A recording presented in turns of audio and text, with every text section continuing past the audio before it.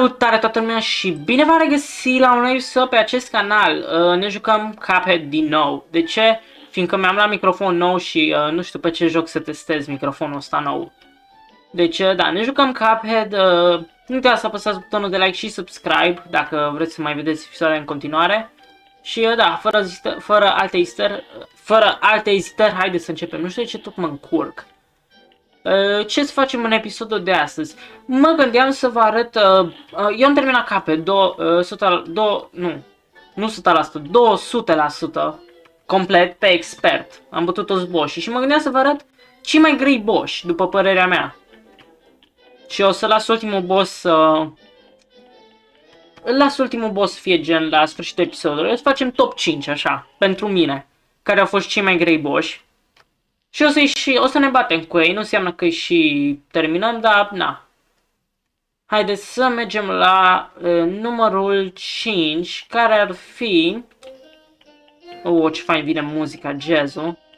Care ar fi... hai să ne gândim, cine ar fi numărul 5? Aș zice sincer să fiu cu voi. Lista asta nu e într-o ordine, dar aș zice Diavolul. Știu, nu e așa, wow, cam toată lumea se aștepta la Diavol, dar da, Diavolul pentru mine e pe locul 5. Sunt alți boși mai grei decât el. Haideți să ne luăm niște arme rapid să-l batem. Hai să schimbăm astea așa. Ultimata 2, ăsta așa. Și hai să-l batem. N-am reușit să bat toți boșii pe S. Mai am în total 5 boși. King Dice l-am bătut pe rank S, dacă vreți să vedeți. Rank S, ce e ăla? Rank S. Da, Diavolul nu.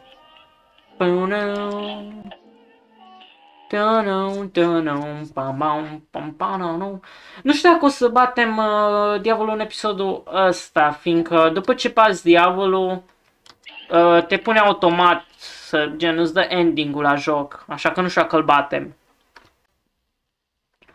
Și după cum vedeți am un filtru nou, nici nu știam că l-am deblocat, îl deblochez dacă e ceva gen A+ la toți boșii, dar n-am luat la toți boșii, deci na.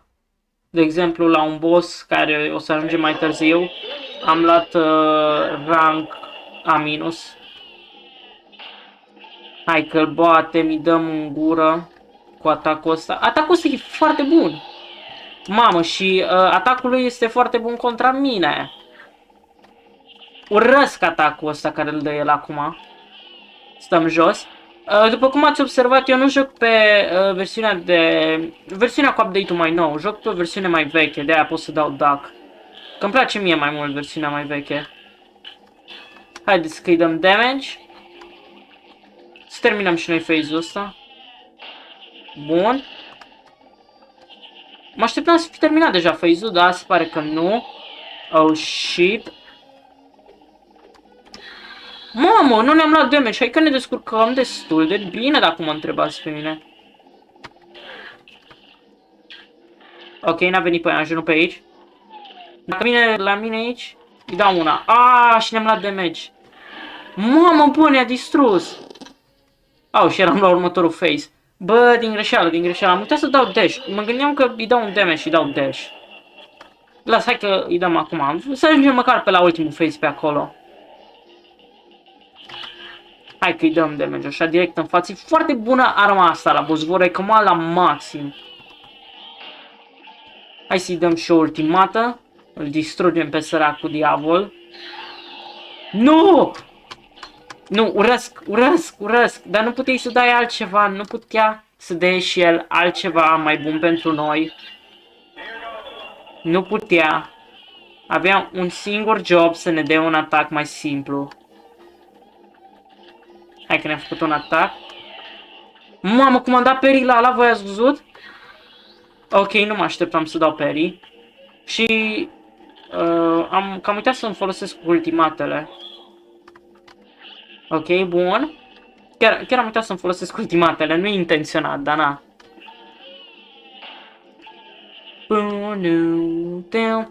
Dacă vreți să vă recomand niște chestii la Cuphead, mamă, vă recomand să aveți un buton pentru lock on, sau cum se zice.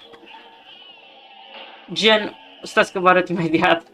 Să termine phase-ul ăsta odată. Un buton gen să mă uit în toate direcțiile, ați văzut? Vă recomand, o să vă ajute foarte mult, foarte. La început nici eu nu-l foloseam, că mi se părea gen useless, pot să sar sau ceva dacă vreau să ajung undeva, dar credeți-mă, e foarte, foarte folositor, mult prea folositor. Hai că am terminat și phase-ul. L-am terminat, hai că moare diavolul. Uitați, vedeți, putem să ne uităm în toate direcțiile. Următorul phase. Mamă, și să vedeți că luăm acum rank S pe el. Ar fi insane să luăm pe rank S, așa, pe video, chill.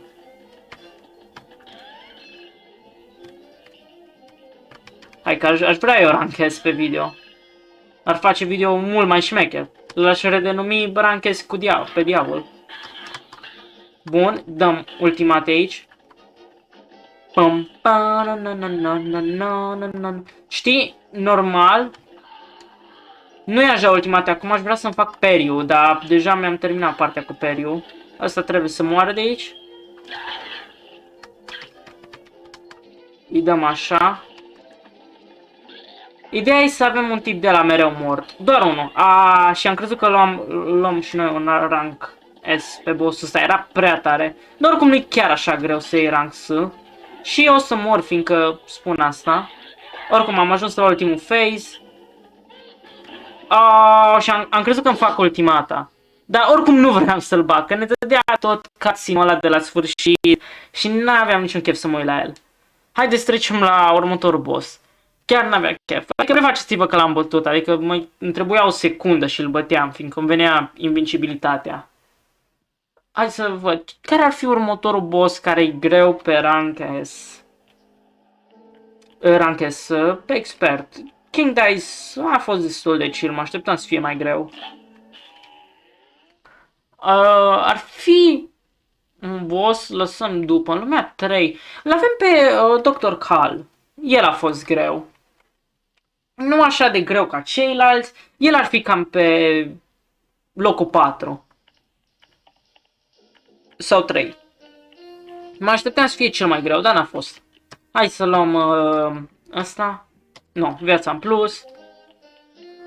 Venim aici și o să vă arăt o tactică insane ca să-l bateți. Mergeți pe expert și pregătiți-vă. Nu știu dacă o să-l bat, fiindcă ultimul phase e foarte greu pe expert. Dar putem să încercăm. Și îmi place muzica de la Dr. Cal. Pam, pam, pam. Veniți aici și îl spamați cu bombe. Eu fac un trick care mă lasă să dau mai mult damage. Ok, după ce ai terminat, fugi jos de tot și numai stai aici și lovești partea de jos. Dai un parry, dar stai jos. Ideea e să stai jos. Ok, n-am vrut să-mi iau damage. Prefaceți-vă că nu mi-am dat damage. De obicei nu ții damage la phase. Ok, acum nu știu de ce mi-am dat damage acolo, dar ok. Ideea este mereu să omori bombițele alea mici. Ne-a dat atacul cu mâinile la greu. Ok, bun. Îi lovești inima în continuare, dar ideea e să omori mereu bombițele. Mereu, absolut mereu. Mereu, mereu și mereu. Nu-i lași bombițele în viață. Bun, aici dai niște bombe, îl bombardezi. Încerci să dai din ce în ce mai mult damage. Am crezut că avem ultimata. Bă, eu am o problemă astăzi. Tot am impresia că am ultimata, dar nu am. Mama, o să murim aici, că mi-am luat mult damage la început ca nubu. Adică nu cred că îl batem cu o inimă. Hai că-i dăm o bombă acum. Deci dacă nu știați, dacă vă schimbați armele rapid, de multe ori... Da, am uitat să mă fac mic. Dacă vă schimbați armele rapid de multe ori, dați mai mult damage. Dar asta cred că e doar pe versiunea mai veche, pe care o joc eu. Bun, vii aici, trebuie să stai aici până pleacă alea toate de jos și gata, trebuie să stai aici jos. Aștepți, repede dai un parry, mergi jos, îi împuși pe ăștia. După ce îți faci ultimata, ceea ce ar fi chiar acum, vii aici și lovești ambele locuri, ambele. Omor repede ăla. De obicei vine unde ăla de parry, nu înțeleg de ce, dar ok. Bun. Adică gen chiar nu are logică, adică am distrus locul ăla. Inima lui, de ce? Adică inima pieptului l-am distrus, nu înțeleg de ce tot a ieșit și eu de aia. Mereu se întâmplă. Cred că și voi o să vi se întâmple dacă încercați tactica asta. Îi dăm bombe. Am uitat să mă fac mic. Bun. Bun, hai că îi dăm bombe, îl bombardăm. Cel mai bine e când vine așa într-o linie și dai mult damage. Îi dăm repede o bombă, avem timp? Da, am reușit. Mamă, ce a fugit în partea asta altă. Aveam ceva la ureche și m-am scărpinat lol. Ok, acolo nu trebuia să-mi iau damage. Să nu vă fie frică să vă faceți mic în boss battle-ul ăsta. Schimbați-vă mărimea de câte ori vreți voi. Atacul albastru e cel mai simplu, da, o să-mi iau damage la el, fiindcă snoob. Nu mi-am luat damage, LOL. Pam pam pam, param pam pam pam, mamă! Atacul ăsta roșu e cel mai groaznic, vă asigur. Ok, am pierdut. E foarte greu ultimului phase. Să-i mai dăm o încercare sau... Nu, hai să trecem la următorul boss. Eu doar vă zic care sunt boss și grei și până la urmă video ăsta e doar ca să-mi testez noul meu microfon. Deci, da. Skibidi bam bum bam bam bum. Oricum, da, Dr. Cal e greu ultimul phase, dar primele două puteți să le terminați simplu fără să vă las damage. Oricum, eu l-am bătut. Mi-a luat ceva totuși. Următorul boss ar fi... sincer să fiu... Cred că m-aș duce cu... Stai să mă gândesc rapid. Ce mai greu? Aș zice de Jimmy the Great. Chiar e destul, a fost destul de greu să-l bat pe el. Haideți să ne luăm viața în plus, atâta. Și hai să-l batem. Pe el l-aș pune pe locul 5, totuși. A fost cel mai ușor de pe lista asta, el ar fi. Dar asta nu înseamnă că e gen ușor la general, doar în lista asta de top 5, el e pe 5, dar 5 din 19 boși, tot e ceva. Ce e enervant la el e primul phase, în rest e foarte ușor battle-ul. De aici. Trebuie să ai grijă la fața aia. E enervant fiindcă pe expert de 2 ori și aruncă în față, după cum ați văzut. Hai că îi dăm damage. Mă mir că nu mi-a luat damage momentan. Ăsta e cel mai greu atac al lui și nu ne-a dat nimic să dăm parry. Ceea ce mă șochează. Vii aici jos, sus, aici trebuie doar să ai grijă. Sugerez bombele aici, dar nu știu, de fapt nu știu de ce foloseam atacul normal. Bombele sunt foarte bune. Îmi iau damage că snoob. Bun, venim aici. Hai să... Da, cea mai bună tactică aici este să stați sus. Doar stați sus, nu faceți nimic. Stați sus, împușcați-l cu bombe. El o să-și arunce ochii după voi. Aveți grijă, e destul de simplu atacul lui, nu-i nimic, wow. Phase-ul ăsta o să fie gata în 3 milisecunde. Vedeți ce v-am zis? Nu e așa greu boss-ul ăsta, deci, na. Peau. Hai să-i dăm repede ultimata așa. Să lăsăm fără sentimente fericite. N-are nicio logică ce am zis, dar ok. Param pam pam pam. Mamă, nu știu ce am făcut. Trebuie să dai mult parry la phase-ul ăsta, dacă vrei să trăiești. Normal, ia cam 2 bombe să-l bați. Oh, am reușit cu o bombă. Și ultimul phase, care poate să fie cel mai greu phase sau cel mai ușor. Depinde cum vezi phase-ul ăsta. Trebuie să stăm aici sus. What? De ce mi-am luat damage? Mamă, asta a fost de caca. Trebuie pe aici. Ok, hai la următorul boss, că ne prefacem că l-am bătut. Nu știu de ce m-am încurcat aici la final. Dar oricum lista asta e doar o listă, nu, și îmi testez doar microfonul, deci na. E un video bonus, prefaceți-vă că nici nu există. Următorul boss e în prima lume și nu știu de ce mi-a luat așa mult timp să bat, a fost Hildaberg. Primul boss în avion a fost groasnic, nu știu de ce, nu mă întrebați. Dar bossul de pe locul 1, îl urăsc din sufletul meu. O să-l vedeți. Pam pam param param param param pam. Hildaberg. Bossul ăsta e enervant că durează așa de mult și că are phase-ul 2, e foarte enervant, o să vedeți de ce. Ce-mi place mie este să stau sus și să-i dau bombe, nimic altceva. Asta e tot ce fac, îi dau bombe. Numai bombe după bombe după bombe. Uite, phase-ul ăsta e de căcat, ok? Hildaberg aruncă cu nu știu ce... cu chestia asta și nu știu de unde începe. Niciodată nu știu, nu înțeleg cum funcționează. Și n-am chef să mor, dar știu o chestie, că n-are cum să înceapă în același loc mereu. Adică n-are cum să înceapă aici. Ați văzut? Ai tot ce știu.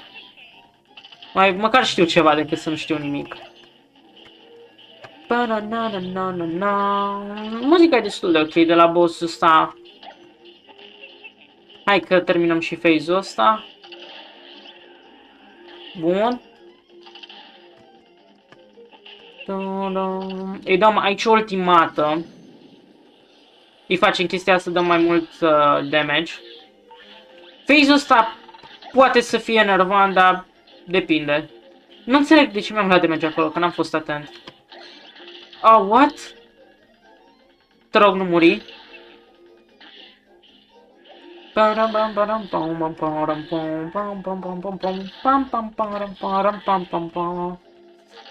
Ok. What? Nu băgați în seama.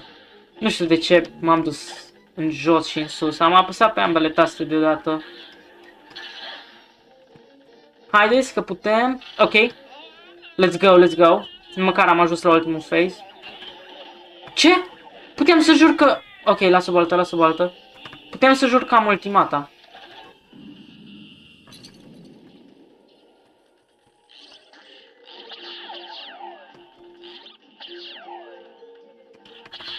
Ok. Haideți că am reușit. Îi dăm repede ultimata. Hai mă, un boss să batem. Te rog. Capet, fi bun. Nu! Asta e doar un episod în care eu mor la toți bossii grei din joc, nu-i așa? Ok, oricum ajungem pe primul boss, cel mai greu boss, nu o să-l bat. Dacă îl bat pe primul boss și nu i-am bătut pe ăștialalți, aruncați videoclipul ăsta la gunoi și prefaceți-vă că lista asta e complet invers sau cea de genul. Primul boss, Wally Warbles, îl urăsc din sufletul meu, urăsc pasărea, o urăsc cu pasiune, o urăsc din sufletul meu. Deci nu pot să vă explic cât de tare poate un om să urască o pasăre. Îmi dă coșmaruri pasărea aia, jur. Mi-a luat vreo 3 ore să bat pe Wally Warbles și m-am jucat în continuu. Nu m-am oprit, în continuare. Și nu m-am oprit. Hai că jucăm cu 4 vieți, dacă nu pot să joc cu 4 vieți, jocul ăsta. Chiar dacă l-am bătut cu 4 vieți. Deci bossul ăsta e groasnic dintr-un singur motiv. Primul phase. Mă doare capul la primul phase. Și phase 3, hai să zicem că e greu. Dar în combinație toate phase-urile fac bossul ăsta foarte greu. Direct mi-am luat damage. Nu, trebuie să dau retry. Știți când am eu o șansă să-l bat? Când începe la început să meargă în jos. Sau trage, sau împușcă, nu. De obicei când își scoate gen... Nici nu pot să vorbesc. Mă concentrez prea tare. Când își scoate gen mâna din cap. Care o să fie gen fix după atacul ăsta. Acum. Oh, putem să jur că acum scoate mâna. Hai că terminăm și cu phase-ul ăsta. Trebuie să-mi iau damage. Și e foarte enervant când îți iei damage în boss-ul ăsta, fiindcă după aia o să te enervezi foarte tare. O să zici, oh shit, am rămas la puțin HP, bănuiesc că o să mor. Îți trebuie 3 HP ca să bați ultimul phase, după părerea mea. Aici nu trebuie să-ți folosești ultimata, o păstrezi. O să fie nevoie de ea în Phase 3. Când vine muzica, vine gen o parte din melodie, atunci vine Phase-ul. Stai că fix acum. Când face pam pam pam pararam pam, înseamnă că gen ai trecut la următorul phase. Dacă ai dat destul de mult damage. Bun, hai că bombardăm pasărea. Pam pam pam param param param. Mamă, cât urăsc phase-ul ăsta. Nu, deci mă nervează prea mult. Nu cred că-l batem. Oh, nu! De ce am murit? Ori nu înțeleg de ce mi-am luat damage. Îi mai dăm o încercare, îi mai dăm o încercare. O singură încercare îi mai dăm. Mergem jos! Avem noroc! Venim aici sus. Aici sus îmi place să stau. Mă simt mult prea în siguranță.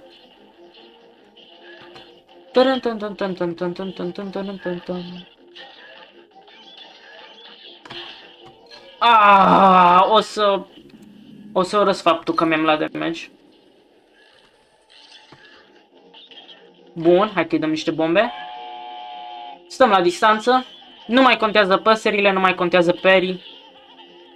Dacă poți să dai, dai. Dacă nu poți, nu da.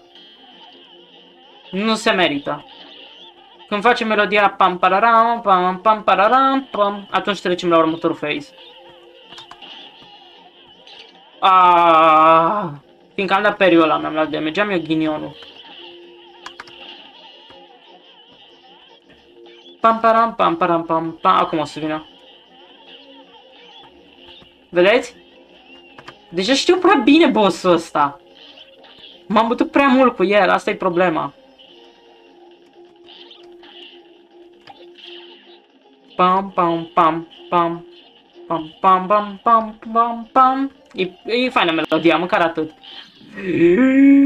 Am crezut că mor acolo. Pam pam pam. Hai, te rog, mor. Te rog eu, hai. Am scăpat de tine, măcar am ajuns la ultimul phase. Și nu vine spre noi, what? Avem noroc. Oh, nu. Pleacă de aici. Am uitat să mă duc în jos. Mă doare la inimă. Îi mai dăm o încercare, că nu mă pot abține. Urăsc boss-ul ăsta. Îl urăsc. Îl urăsc. Hai că dăm parry. Bun, bun. E foarte important parry-ul în primul stage, ca să știți, e mega important să-ți faci ultimata, să-l bombardezi și să-l lași fără familie și mi-am luat damage și-l urăsc din sufletul meu. Am crezut că mă împușcă. Pasărea aia de jos, îmi vine să-i dau un parry așa tare, dar nu-i dau. Jos, jos, jos, jos. Nu mai dai parry, gata. Bine, putem să dau acolo. Dacă e lângă tine pasărea, poți să dai, dar gen, nu te chinui. Nu se merită. Ideea e să-ți faci ultimata, ceea ce o să ne facem chiar acum. Ok, nu mai câștigăm battle-ul ăsta. Nu știu de ce joc așa slab. Hai că mai dăm o încercare. Nu mă pot abține. Cred că videoclipul ăsta se va numi Urăsc păsările din sufletul meu. Și chestia aia urăsc din sufletul meu când o mor din greșeală pasărea roz. Urăsc din sufletul meu când omor pasărea roz. Și urăsc faptul că a aruncat un nou fix când am vrut să dau parry. Începe să mă doară capul. Ok, Cuphead e un joc super fain. Până când ajungi la pasărea asta. Și după cum ați văzut, m-am făcut mic. Mi-a intrat în instinct chestia asta să mă fac mic când dă sus. Fiindcă știu că mă lovește mereu. Și nu mai am ce să fac, mă nervează prea tare. Mamă, nu pot să cred că am reușit să trăiesc acolo. Ok. Instinctul, n-am ce să-i fac, trebuie să mă fac mic. Trebuie să ne mutăm de acolo de sus. Bun. Hai că-i dăm niște atacuri. Bă, deci trebuie mereu să-mi iau damage. Am vrut să dea parry. Ok, ne chinuim prea tare. Cred că termin episodul ăsta aici. Aș vrea să mai încerc 2 battle-uri, mai încercăm doar 2, atât. Îi dăm 2 șanse lui Wally. Wally, ai 2 șanse să faci episodul ăsta fain. Haide. Ok, bun. Îi dăm ultimată. Hai că ne descurcăm bine momentan. Hai că am reușit să am și un peri. Ne descurcăm. Relativ ok. Rămâi aici sus. Bine, de fapt nu-mi place când e aici sus, că nu prea pot să lovesc. Da, și ales două locuri cam slabe. Adică groaznice pentru mine, bune pentru el. Haide că putem să ajungem la următorul phase. Dar următorul phase poate să ne scape de toată viața noastră. Pampara. Pam pam pam param pam param parabarabara. Stați, vă realizați că noi am ajuns la phase-ul ăsta foarte rapid, că de-abia acum începe melodia. Ok, asta e foarte ciudat, nu se întâmplă asta niciodată. În viața mea nu mi s-a întâmplat asta. Și cum nu ne luăm damage? Ce naiba se întâmplă? Is this Cuphead, bro? Am terminat phase-ul? Ce naiba se întâmplă? Bă, măcar îl batem. Asta e partea bună. Asta e partea bună, că măcar îl batem. Nu, eu am plecat. Nu mai stau în zona aia în viața mea. Urăsc zona aia. Când vine în partea aia, urăsc. Ok, hai că îi dăm... Ok, hai că ne descurcăm destul de bine. Hai că îi dăm niște bombe. I-am dat knockout, let's go! Stai o secundă. Nu ne-am luat damage? Nu. Nu, nu, nu, nu. Nu, n-are cum să fi luat pe video. Nu, n-am dat perii destul. Oh my god! Mam, am luat rank S pe pasăre! Holy shit! Am luat rank S! Holy shit! Am luat rank S! Bă! Eu cred că visez... Sunt în viață? Nu pot să cred că am luat rank S pe pasăre. What? E noroc cu videoclipului, vă spun. Asta e cea mai tare... Oh, stai, am zis că trebuie să aruncați videoclipul ăsta la gunoi dacă îl bat pe Wally Warbles. Ok. Păi, o să terminăm episodul ăsta aici, dar vreau doar o secundă. Deci pe Jimmy trebuie să mai bag cu rank S. Hilda Berg. Calamaria, da, Calamaria e ușoară. Dr. Cole și Diavolul. Păi, noi să terminăm episodul acesta de Cuphead aici. Sper că v-a plăcut. Mie mi-a plăcut că am bătut pasărea. Și da, noi o să ne vedem data viitoare. La revedere!